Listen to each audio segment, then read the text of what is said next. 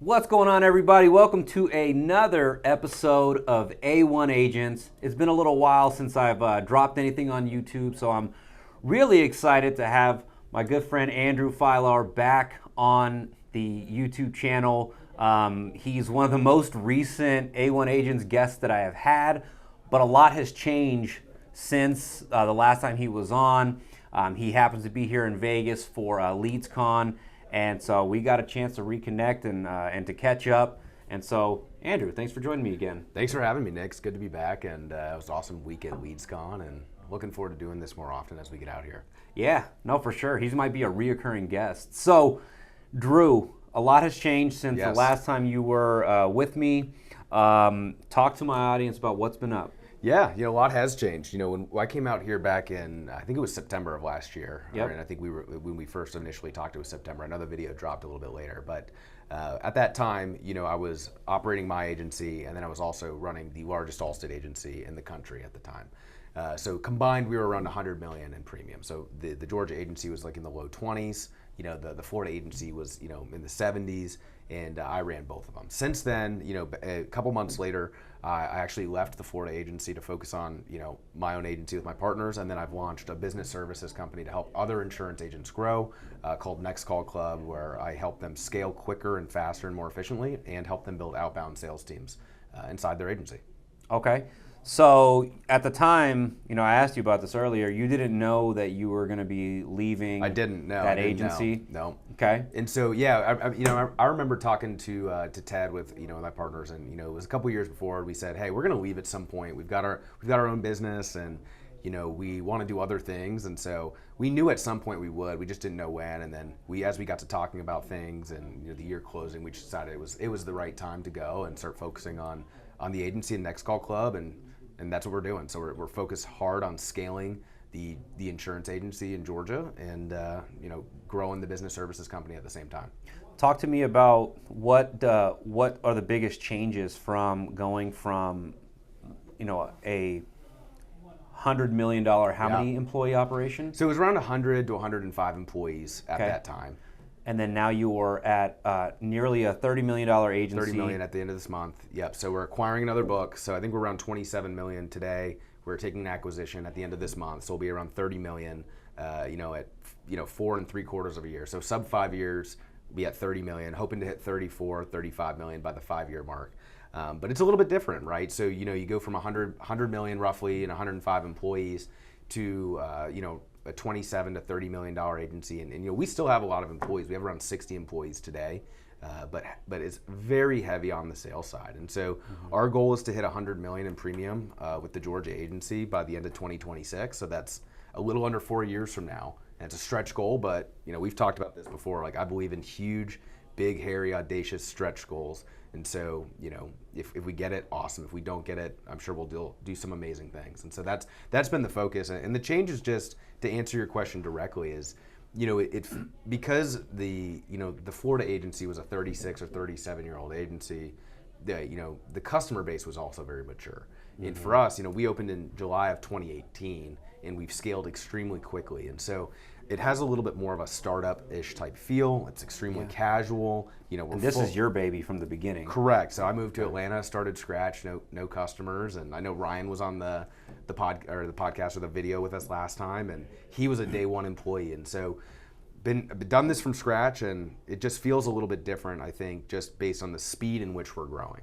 Yeah, 5 years, you're about to be a $30 million agency. That's pretty awesome. How much of that was acquired versus grown? So with this latest acquisition, about 9 to 10 million of that will be acquisition, and the other 20 million or so will be organic growth, which we've primarily done through outbound calls on internet leads. It's been probably 80% of our business. And so I know a lot of agents do direct mail. A lot will have like mortgage brokers or lenders or real estate agents that send them referrals. Some guys do leads. Some people do live transfer calls. We've done almost all of it on leads with outbound calling. Me too. I have a small social media presence, not a small social media presence, but a small part of my business has been grown through like personal referrals and mortgage officers, but I would say 70% of what we do is internet leads. And just mastering that process. And it's been really cool, man. I remember, connecting with you last time, that I have essentially I'm on the right track. When I talk to you, I'm like, okay, cool. I don't need to make too many changes with my agency. I think I'm on the right track with telemarketers, Absolutely. with in-house telemarketers, with growing through internet leads and just scaling that way. And so it's really cool that to hear that. Now, out of your how many items are you guys writing a month? So, right now we're kind of in that 650 to 750 items per month range. And so we took a very large rate increase last year around mid-September, early October. It was like it was a 25% average rate increase. So it was as high as like 43%, as low as 15%. And so that depressed close ratios quite a bit, and items dropped, but the premium more than made up for it. So our premium has been flat. And when I think we spoke last year, we were around like the 850 to 950 items per month, and so our items have dropped kind of considerably, but premium is actually up. And so that's one of the great things about the insurance industry is that you might have less policies and less items, less customers, but you have more premium and more revenue through every single rate cycle. And so if you're an agent, it is a little bit hard to deal with some of those rate increases sometimes. But God you bless grow. our service team, right? Amen. Amen. You gotta appreciate those service people because they take a beating, right? So I just wanted to ask, just to kind of put into perspective. So about 650 items a month. That's an average of like 30 items a day, roughly. I just did the math. Yeah, roughly 30 items a day. When we have a 15-item day, I'm like stoked. Like, heck yeah, we had a good day. But that's like a pretty average. Okay. For sure. Out of your 60 staff, how many are service? What's your organizational chart look like? Yeah, and so we're a little bit top heavy when it comes to leadership and specialization. And something that you and I've talked about a lot is when's the right time to have some of these like specialized roles or leadership roles. And every agency is going to be different. I've always been, since day one in my agency, I've not been somebody who's client facing. I've never talked to a customer in this agency. I haven't sold any of these policies, and I've done that before, in a job or in the Florida agency or even State Farm before that. But with the Georgia agency, I've always been more like the person who works on the business rather than in the business. And everybody has to make that choice themselves. But I've always gone top heavy on leadership because what's important to me is that I want to be able to focus on the things that I think I'm uniquely good at and enjoy. And so for me, that's recruiting and marketing. Okay. And so everything else is handled pretty much by other people. And so, about 12 of the 60, I think we're actually, I think it's like 57 to be exact, but around 60. And so I think it's like 12 people in specialized or operation roles. So we have 4 data analysts, we have a full-time marketing person, we have, a trainer, an HR person, a compliance person. And so, a lot of specialized roles in like upper level management. And then we have about 10 customer service people. We refer to them as customer experience. Okay. It just evokes a little bit more pride in the role. And they have sales goals as well. They have to upsell and cross-sell. But about 10 people, and people always ask me, they say, how do you decide how many customer service people? And I always say the 2 metrics that I look at is, for me, it's roughly 1 person every 2.5 million. And so your mileage may vary on that because if your premium is different, that could change the numbers. Ours is around 800 per item, 750 to 800 per item. Or if they're having to take more than 30 inbound calls per day. And so if they're above 30 inbound calls per day, add a service person. If you're over kind of like that 1 per 2.5 million, you might need to add a service person. And what I would say is I'm probably a little heavy on staff, but I want to make sure that every time somebody calls in, they're getting a really, really great conversation. That person's trying to upsell or cross-sell the client in a way that actually makes sense, that fills a need or a gap. And if there isn't a need or a gap, maybe they're asking for a referral. So I want them to take their time and give really, really good service. Yeah. And then the rest is sales or sales-related people. And so, we ran last year with around 15 salespeople, and really are right now as well. But we have 8 salespeople in training right now, plus 7 SDRs who do the outbound calling and I think what you mentioned is like internal telemarketers. And so we're hiring 4 to 5 new salespeople per month, trying to push our sales team from 15 to 25 and then later 35. Takes longer than we wish, right? Absolutely, right? Like, so you might hire 4 or 5 people and, maybe one person decides it's not for them. Maybe one person doesn't show up to work and then, 1 or 2 of the 4 make it. So you're constantly having to hire and do classes. And so for us, we know that we want to scale the sales team. And in order to do that, we have to almost overhire and go a little bit too aggressive at the beginning. And then we have a challenge to train those people up and get them to be producing. Because I think right now, I was just talking with somebody this week, we've got about like $25,000 of non-contributing sales payroll right now. And that's puts a huge amount of strain on, on the profit and loss statement. And so for us, we have a lot of pressure once we get them in to get them up to speed and start selling, because once they start selling, especially with our compensation plan here at Allstate, it's just going to be worth it. So that's the pressure we're on right now, but we're excited for it. Real quickly, what's your expectation of a new salesperson like month one? Month one, like if they don't hit a certain number, do you just get rid of them like really quickly, or are you pretty patient because you think that some people are like slower learners? Like what's that look like for you? Yeah, so I think I'm going to take one step back and then answer the question directly. It's really about hiring well, and so there's a few ways you can hire well, and we have some best practice around that, but we put a lot of pressure on the hiring team. So I actually don't hire anybody. I don't make any of those decisions myself, and the reason for that is because I kind of just suck at hiring. I think that. But you just told me that you focus primarily on recruiting. I do, yeah. So I'll touch on that. So our hiring team has a lot of pressure to hire well and make decisions. And what we always talk about is, if it's not a hell yes, it's a hell no, right? So maybes are a no. We want you to be excited about this applicant if you're going to offer them a role. And so if somebody is licensed, they can start. So if we hire somebody who's unlicensed, we tell them they have to get their license. Once they get their license, they can come to work. And they have 90 days from the time of offer to do that. We reimburse all their tests, reimburse all their course, everything like that. But you cannot start until you're licensed with us. So that's the first thing. When somebody comes in, their first week or so, they've got to do all of like the training things that are required by Allstate. And then what we do is we put them on the phone pretty quickly to do kind of outbound calling, like the telemarketing piece. And what we're just really trying to look for is, are they coachable? Are they taking the feedback? Are they willing to do the work? Because if somebody can't call with that, like if they're not willing to call, they're just not going to make it. We're very outbound focused. And so in the first month specifically, we actually don't expect any production out of them. But we will look to see, hey, if we got them on the phone, how many calls did they make? How many live transfers over to the sales team did they get? How many times did they get shut down? Did they ask for help? Did they implement the feedback? And so our training, it takes about 6 weeks for us to get somebody on the phone quoting every single day. But once they get on the phone quoting after 6 weeks, we're expecting them to quote like 8 to 10 households a day right out of the gate with like an 80% or 90% bundle rate. And so does this backfire sometimes? It absolutely backfires sometimes, and so that's why I said that the pressure's on us to hire well, because we pay a higher base salary than most agents. So we pay a higher base salary. We give full benefits, but our upside on the bonus is a lot smaller than other agents. And so the reason that we do that is just because we just feel that people, when they have a certain level of base salary, I dare to say a living wage, because living wage is different everywhere you go.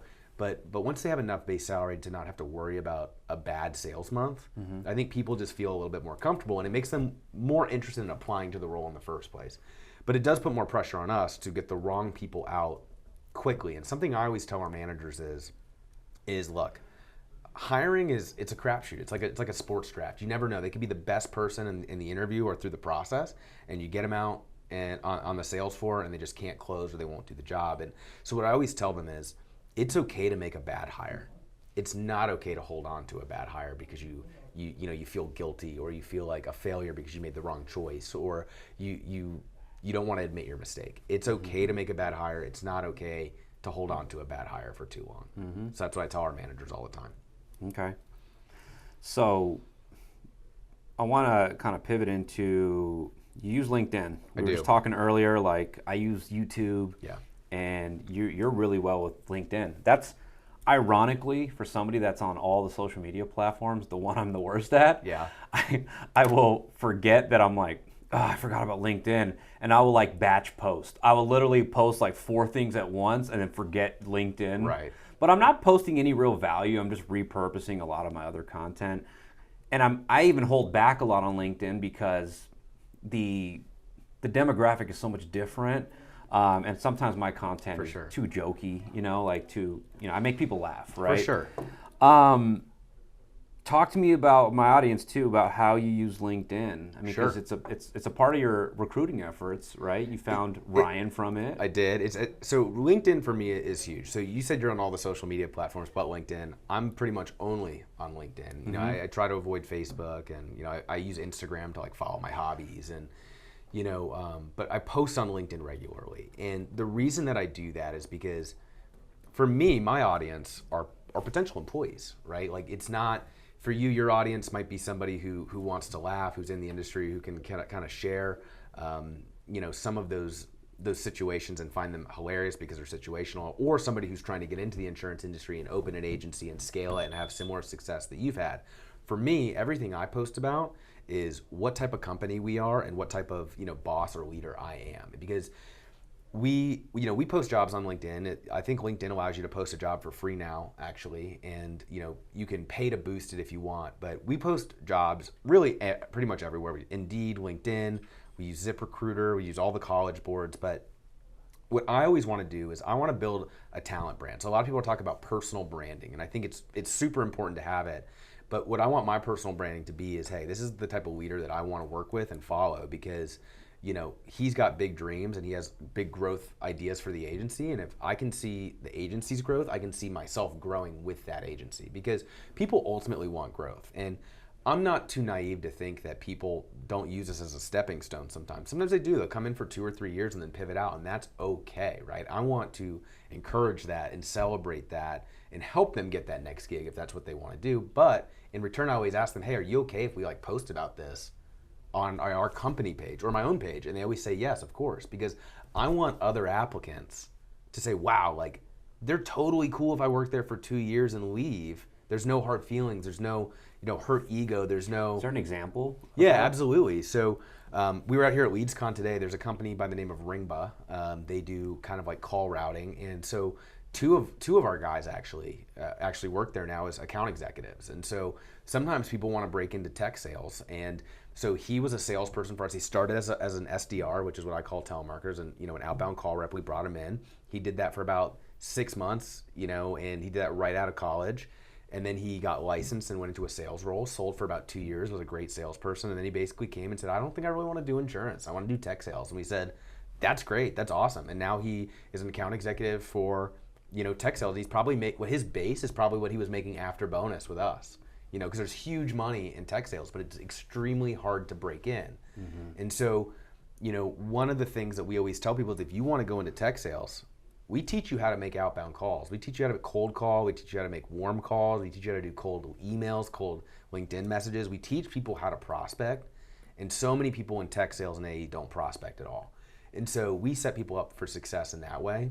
And what we do is we try to convince them to stay, and we invest in their development. But if people want to leave at the end of it, we just ask that when you are here, you give it your all. And so that's kind of what I use LinkedIn for. Is I try to post every day. We post the company every day. I post personally every day. And I just want people to see what it's like to work with us. And then hopefully when they see that job ad, they click apply, or they say, what's it like to work here? And they click apply. Where are your candidates coming from right now? They're coming from all over, really. So, you know, we actually don't take referrals anymore. You know, that's weird. You know, it is a little weird, because everyone's like, my best employees are always from referrals. And, you know, I think that can be very true. And for a lot of people, it is very true. But there's a couple things that we've kind of stopped for. Is one, it's not scalable. So it's hard to scale if that's going to be your main source of hiring.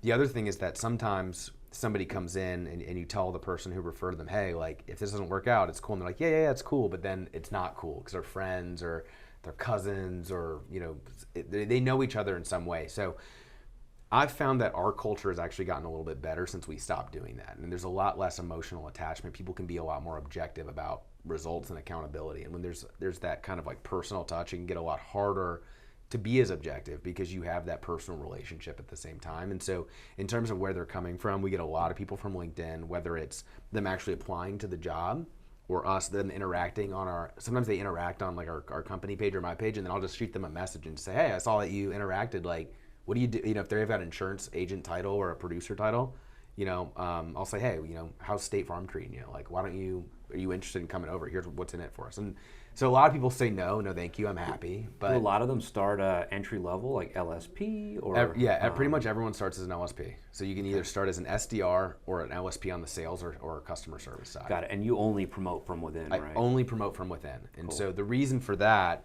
is just, it's really hard to bring a manager in from outside and get the buy-in. And then the other piece of it is that we want to be able to talk to people that, hey, we only promote from within.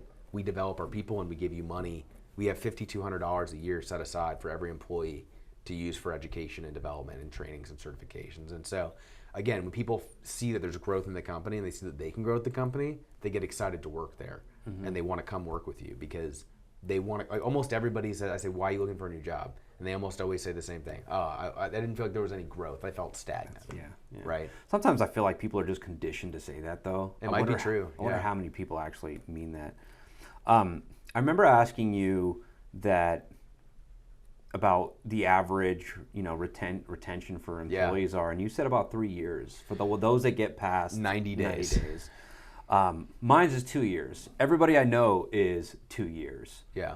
What are some of the things? Is it the opportunity for advancement that has maybe given you that extra year, or talk to me about that? I think it's a few things. I think the opportunity for advancement definitely helps, right? People in a customer service role or a sales role will burn out a lot of times after about like 18 to 24 months, and they want to start getting out. And so that's where a lot of times people start to look for another job. And we always tell our managers we try to make it really great to work here. Like, work is not where you want to be the most, or else it wouldn't be work. But like understanding that you're still trading your time and expertise for dollars. Like, let's make it as good as it can be. And so when people start to get to that burnout level, we actively tell people early on, like, hey, if you want to grow here, like speak up early and often. And so like right from the time that people are coming into work, we're telling them that we want them to grow and we want them to grow with us if they want to grow with us. And so we encourage them early on to speak up if they're wanting something different. So they're not getting to the point where they're so burned out that they just like can't bring themselves to come to work on Monday. They're telling us as soon as they're kind of wanting to do something different, we're like, tell us. Then we kind of start idling like, hey, this is what we need, this is what we need, and this is when we need it. And because that they see that there might be an opportunity for growth, and you've got to be authentic. You've got to mean it. You can't just like blow smoke at them and tell them what they want to hear, because that's only going to backfire on you. It's got to be authentic. People will understand, hey, maybe this is 6 months away, but I can tell that they're looking and trying to do something to get me out of this role that I'm burned out in and into something else. And that can give, an extra 6 to 12 months of life on somebody in a role, knowing that there's like a light at the end of the tunnel. And so I think that's I think promotion opportunity is part of it. I think the fact that we encourage people to speak up about growth. Is this something you're peppering in all the time, or is it just a part of your culture, or it's like you pull somebody inside and you're just like, hey, how are you doing? Like what does that look like? Yeah, so we talk about our core values, and I think I posted about this on LinkedIn the other day. It's kind of cheesy, like they're kind of cliche. It's like integrity, accountability, and continued development. And so it's one of our 3 core values. And when people come in, we talk to them about our values. I meet with people I meet everybody around 90 days, and I talk about our values. And I always tell people I have my soapbox moment. I'm like, hey, we have $5,200 a year for you to use for education and development, and that doesn't have to be like a college course. That could be, an online video trainer that's $500 on how to be more persuasive or something. And I say, please use the money, because if you don't use it, you lose it. And so we're like actively encouraging. So it's peppered in throughout, but it is part of our culture too. And then I think it's also a big part of just like the job ads that we put out. So like I write all our own job ads. I try to make them extremely different than like the standard, like, hey, this company is this, and this is what you do, and this is what your responsibilities are. Note to self, go to one of Andrew's job ads and steal it. No, just kidding. Yeah, and I'm happy to help you tweak it for you if you want help. And that's something I help people do with Next Call Club as well, as I help them build a talent brand and hire. And what I try to do is I try to write these job ads in a way like, what is most important to people? And so I know that money is important to people. I know that growth is important to people. And so when I write it, it literally says, the first line is, hey, this job pays, $45,000 per year. It's a W-2. It has these benefits. It's not a contract role, and there's no door knocking. It's, all these things that people always ask me questions about that they might look at and be like, you know what, this looks kind of scammy, or this looks like a bad deal. So I address that immediately, right? So I literally write like, okay, now that's out of the way. And then the next line is, are you ready to launch your career and like grow and actually have like a career rather than a job? Great, because that's what we're looking for people too.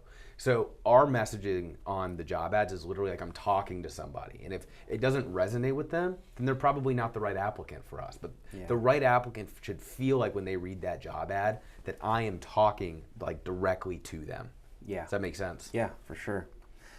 All right, that's a perfect pivot. Talk to me and my audience about Next Call Club.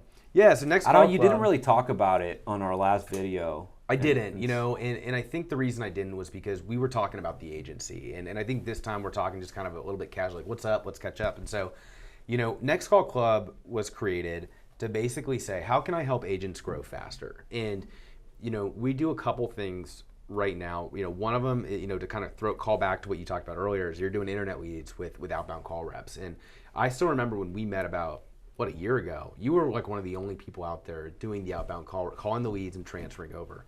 And I've been doing that since 2015, and I've always believed in it. It was pretty reassuring. Yeah, I think we were in the bus in Quebec, and I was like, I'm doing that.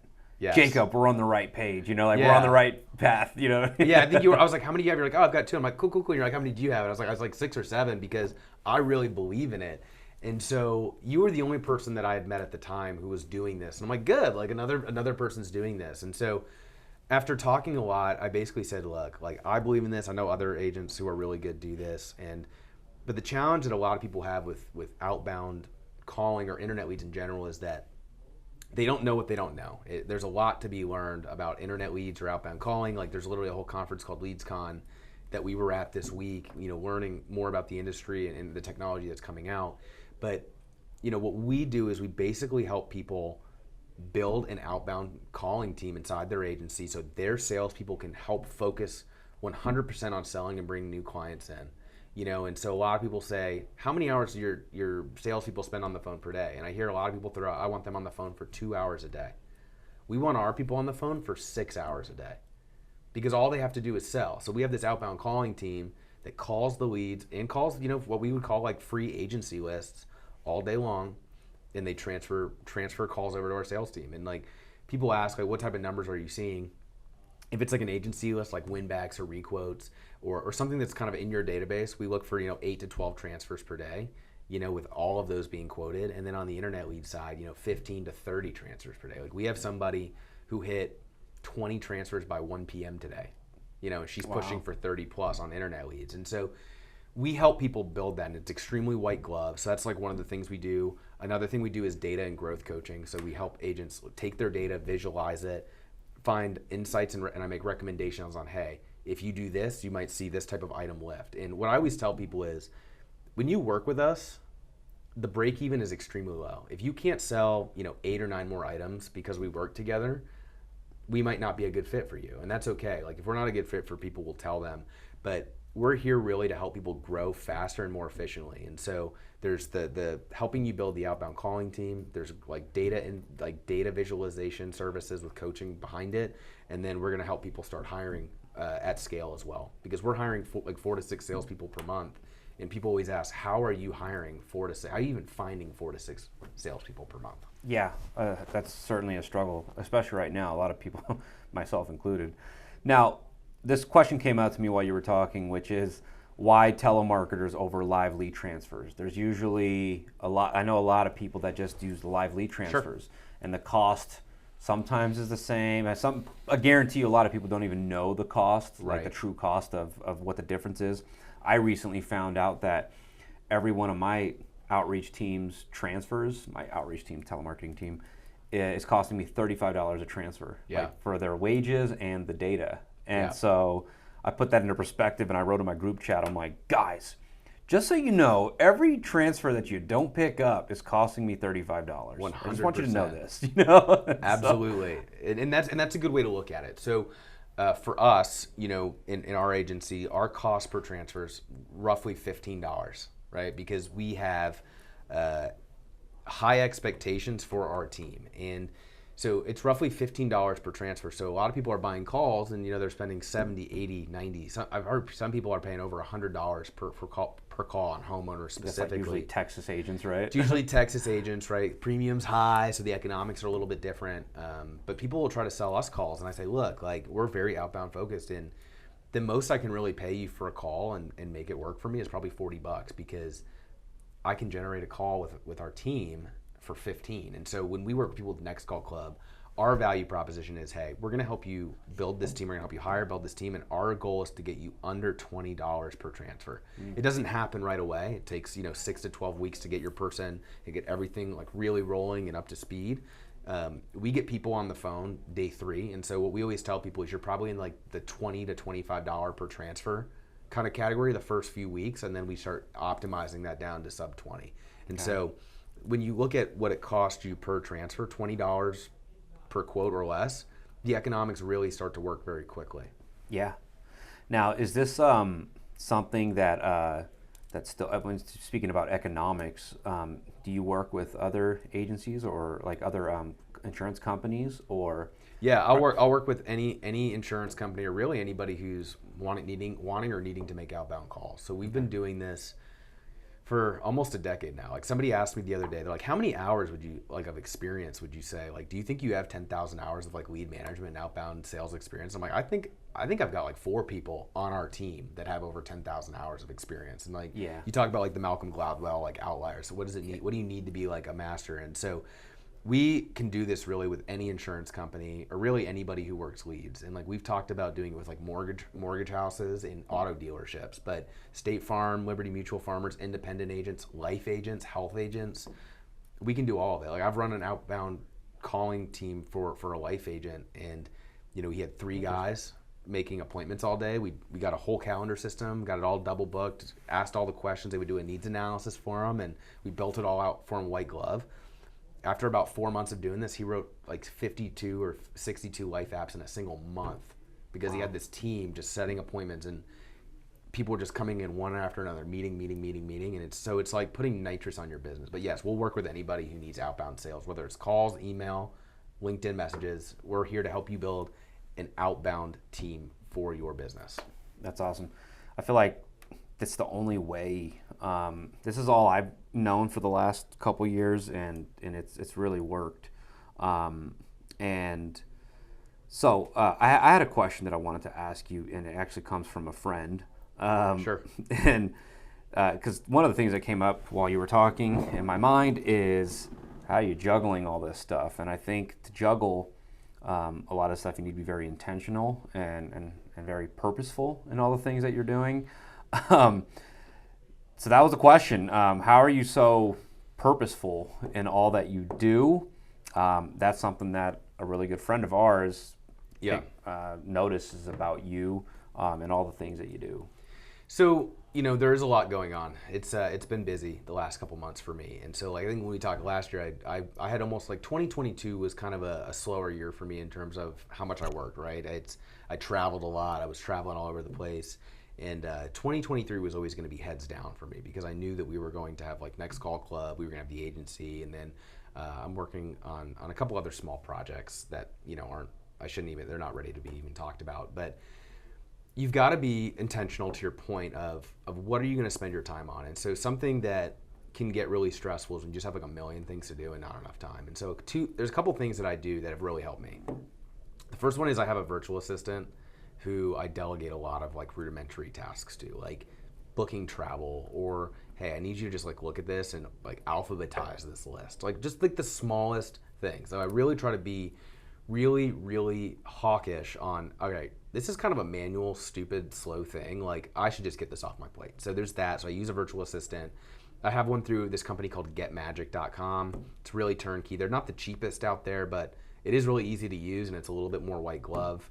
I'm a big believer that I'd rather get high ROI, not low cost. So I have a VA, use them for a lot of things. Are they domestic? No, I actually have no idea where they're at. So okay. They're not really. They speak perfect English though? Well, you know what? We don't even talk on the phone. We're just typing back and forth to each other on on a messenger. And are they paid like an hourly, or do you? They get paid an hourly wage, and no matter whether they're working or not, or only when you assign them. So I set hours for them, and so for me, I did from 9 a.m. to noon. So I have them for 3 hours every day. And so it's 15 hours per week, and it might be like $150 per week, or it might be $10 an hour or something like that. And they're working for other people too, right? Like they're not only working for me, but that's okay because I just need somebody from 9 to noon that I can delegate kind of these small things to. And so that's been huge.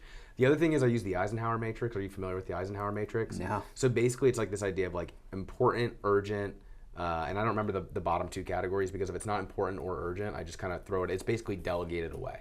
And so a lot of times when I feel like I've just got a lot on my plate, I'm like, man, I need to do some things. I'll just write it. It's old school. I'll put it on paper and I'll just draw a 4x4 matrix. Yeah. You can easily Google the Eisenhower matrix. And if it's not important, if it's not urgent or important, I just delegate it out to like my team. And so that's where we talked about why I'm a little bit top heavy in terms of management and leadership. It's because I can delegate out to some really smart people who are not talking to customers, who I can trust either figure out a problem or get something done. Yeah. And so those are the first two things. So use a VA, like, sometimes scratch paper is okay. Urgent, important, prioritize. And then the third thing is I say no to a lot of things. Yeah. You got to say no to a lot of things. And you and I talked about this kind of recently. And, I think I've told you to reconsider, right? Like the coaching piece, like people want to work with you and you're like, but that's not really what I'm wanting to do like right now. Right now I'm focused on other things. And saying no really is like a superpower. And you might change your mind and decide, I am going to do that, or I am going to add value in these other ways. But right now I'm focused on X, Y, and Z. Mm-hmm. Because every time you say yes to something that's not X, Y, and Z, you have that much less focus on the things that are the most important to you. And so I think it's really about controlling what you're focused on, delegating well, whether that's to a team or to like a virtual assistant. And then I think the other thing too is just, I think the last piece of it is, I don't know if it's learned or if it's just how I work or what it is. I get really obsessed with a topic for like 6 weeks, go really deep on it, get what I need done, and then I kind of move on to the next thing. So like right now, I'm just trying to, write every day, whether it's a LinkedIn post, whether it's a job ad, whether it's a piece of direct mail that I'm sending. I'm just writing every day. I try to write for an hour every day. Interesting. That's awesome, man. And writing helps you articulate your thoughts better too. Absolutely. And I think that's something I've really wanted to work on, and I don't write enough. So maybe that's why you're so like straight. She's like, you know what I mean? I have a vast audience. I'm not sure. I don't even know at this point how much of my audience is new agency owners, experienced agency owners. But I know that if you're still watching, you're probably an experienced agency owner, and that you're interested in all this stuff. So, well, what would you have to say to those trying to scale? I think you've really come out of your shell more, and it shows. Like, I barely knew who you were last year. I looked up your Facebook profile and I'm like, this is this animal that you guys keep talking about, like this complete savage, you know what I mean? And we've been a part of this little group, for a while. But I'm like, this guy, I don't even think he uses this profile. It looks like this picture is from like 2014. You know what I mean? And I think I found your wrong Facebook profile or something like that. Yeah, people are like, why do you have 2 Facebook profiles? And I'm like, one's old, and I just didn't feel like getting rid of all like my stupid college stuff, and the other one's like, I'm just gonna start new. I'm just gonna start new. But you're really you're really putting yourself out there a little bit more, and even willing to jump on my show again. Yeah. And and you're really helping people a lot. You know what I'm saying? Whether you realize it or not. I mean, we were talking the other day. You're at the Midwest conference, and you're like, like a bunch of smaller agents asked me to have lunch with them, and I was like heck yeah, like let's do it. And so I think that's really cool, man. So I think to that point, I've gotten a lot of help in my career. I always tell people I've had a lot of great mentors, formal and informal. Right? Some people who were like very intentionally being mentors, and other people who weren't intentionally being mentors, but you still learn a lot just by being around them.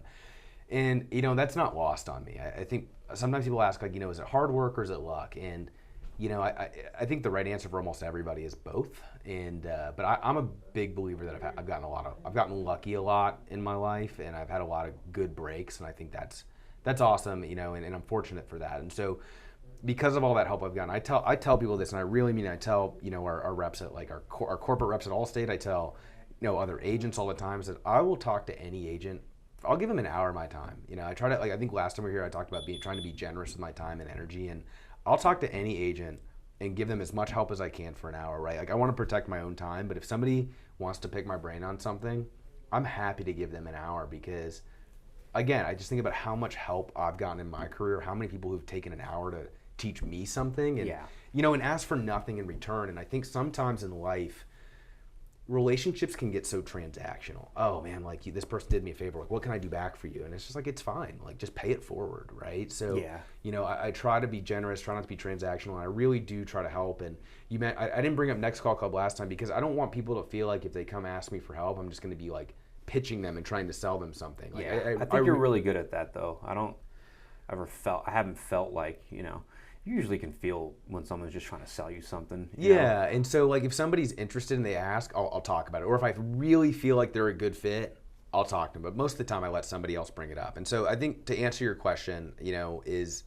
what advice would we give to an agent who wants to scale? And I'll give you two. I'll give you one that's like a new agent and one that's an existing agent. I think for a new agent, what I would say is that those first couple years are so hard, right? Like I feel like after it was like maybe like the 3.5 or 4 year mark that I finally was like, okay, I think we've got this kind of to a point where I don't have to work like 60 hours a week anymore to keep this going. And I think it's really tempting to when you're a new agent to want to get there really fast, but you just got to understand that it's going to take a couple years to get there. And then when you do get there, don't get complacent and don't get tired and start focusing elsewhere. Like, it's okay to take a break. Rest is really important. Take breaks along the way, but make sure you're constantly reassessing what you want out of your agency. I think a lot of people, and this is myself included, they're just like, cool, I'm just like trying to grow to as big as I can. And I think it helps to have a North Star, like a big, hairy, audacious goal. One that's, you want a hittable goal,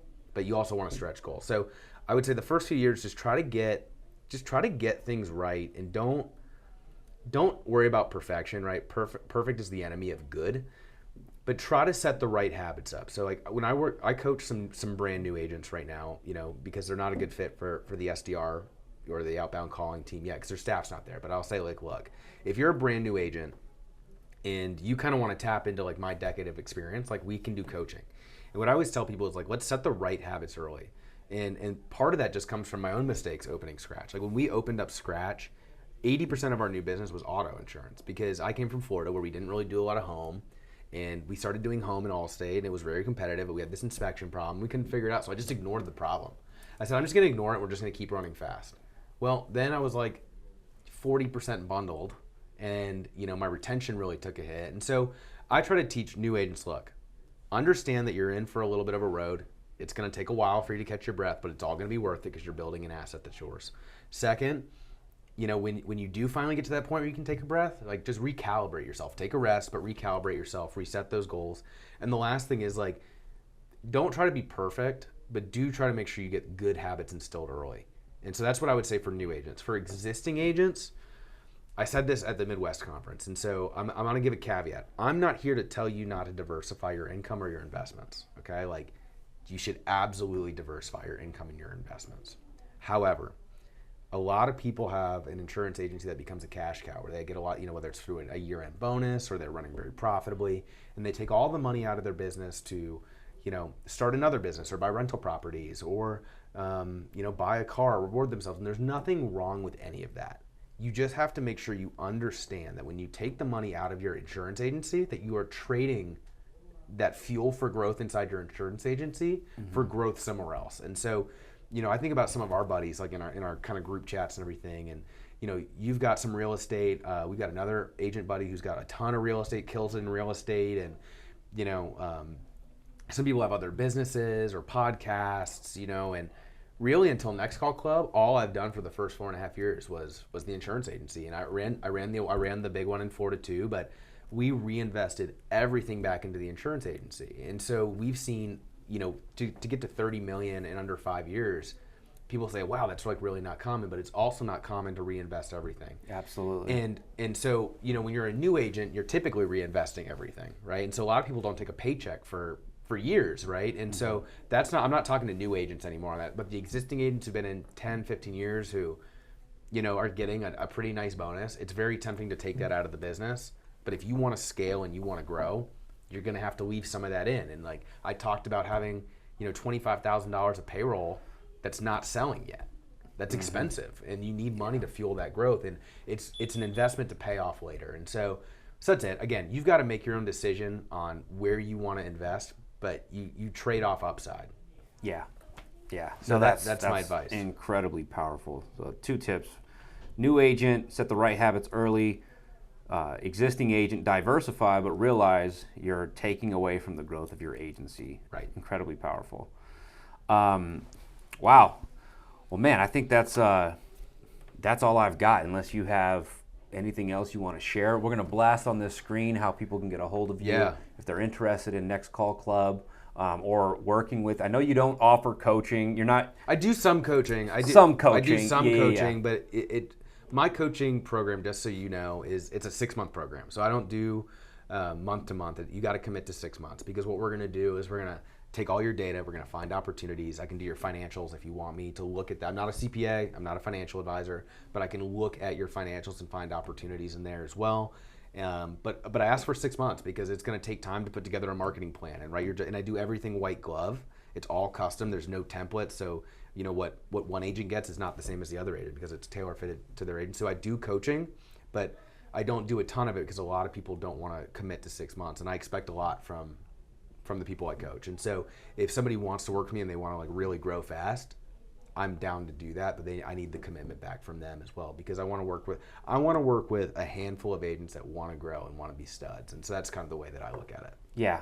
Okay. So he does offer coaching. I do offer coaching. Yes. And so for the right person. Yeah. And what I would say is my information's going to be up on the screen. And but really, if you want to work with us on Next Call Club, happy to talk with you about that. You know, our website's nextcallclub.com. I think it'll be linked below in the about section. And then really, if there's anybody who's getting into the industry or has been in the industry as an agent and they just want to like chat for an hour, happy to do that. You know, I can get on a video call with you and you know, either if I can help you, I will, or if you've got ideas for me, I'm always open to learning, and I love meeting new people. And so really, I would love to connect, you know, in any capacity, whether that's again on just LinkedIn, just to chat on LinkedIn, or whether it's a video call, or whether it's working together in a more formal sense on Next Call Club. So cool.